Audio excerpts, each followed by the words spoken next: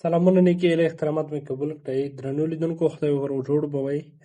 په نننۍ ویډیو کې به تاسو ته ښیم چې څه ډول د اے آی په واسطه تاسو خبرونه ریکارډ کړئ. تاسو لومړی دغه ویډیو په سکرین باندې راسره وګورئ، وروسته زه بیا ویډیو ته. په پاکستان کې د شیخ ادریس له ترور کېدو وروسته ډېری دیني عالمانو د پاکستان پوګي رژیم د یادې پیښې مسؤلیت کړی. ښه ملګرو، لکه دا ویډیو مو چې وکته، تاسو به دغه ډول د خبرونو ویډیوګانې په اے آی باندې څنګه جوړوئ. زیاتره ملګري همدغه غوښتنه کوي چې په ننني عصر کې دغه ډول ویډیوګانې جوړیږي، خو موږ نشو کولی چې دا ویډیوګانې جوړې کړو. نو ته یې کمپلیټ طریقه راته وښیه چې تر څو وتوانېږو همدغه ډول ویډیوګانې جوړې کړو.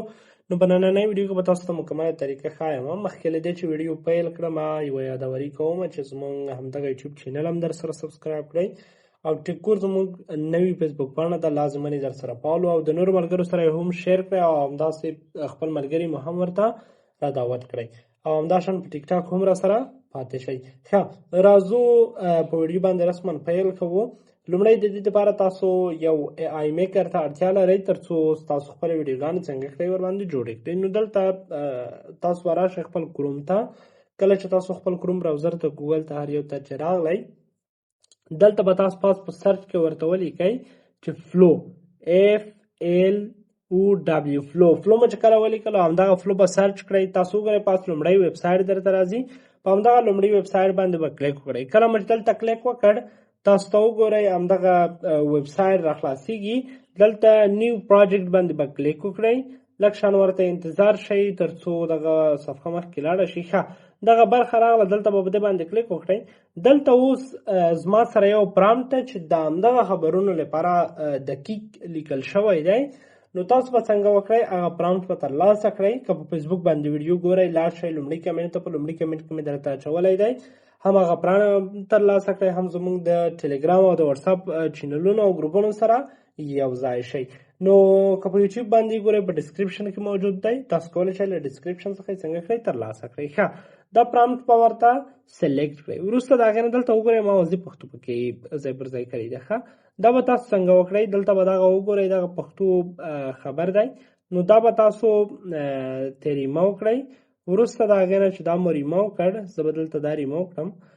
اوس به زه لاړ شم فیسبوک ته یو بل خبر به راواخلم. مثلا ښه، دلته ما یو دغه راپور را کپي کړ، دلته راغلم، اوس همدغه برخه ته دلته مې پیسټ کړ.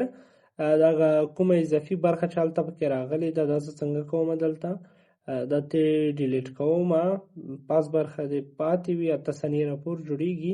ښه، نو دلته به تاسو څنګه وکړئ، دغه د ویډیو مطابق سایز انتخابولی شئ. مثلا د یوټیوب دپاره غواړئ یا د فیسبوک دپاره غواړئ. نو زه دلته وایم چې نه، د فیسبوک لپاره غواړم، بس دا به ورته سلیکټ کړم او وروسته د هغې نه به دا زه سینډ کړم. تاسو وګورئ د فیسبوک د ریلز لپاره ویډیو څنګه ده، د جوړېدو په حال کې ده، روانه ده، جوړیږي. نو په دې طریقې سره به تاسو خپل د فیسبوک پیج لپاره یا د یوټیوب لپاره د نیوز ویډیوګانې داسې جوړوئ، سره یو ځای کولی هم شئ، غټه ویډیو هم ترې جوړولی شئ.